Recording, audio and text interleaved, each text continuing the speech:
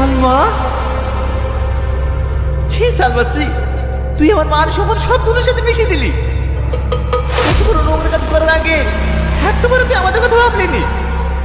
আর সেই কুকুর বাচ্চা যে তোকে এখানে ভুলভাল বুঝলে এসছে, কিরা কথা বলছি রে? বুবা হয়ে গেছে নাকি? সালমা, সালমা, আজ তোমার ভূত ছাড়ি দেবো।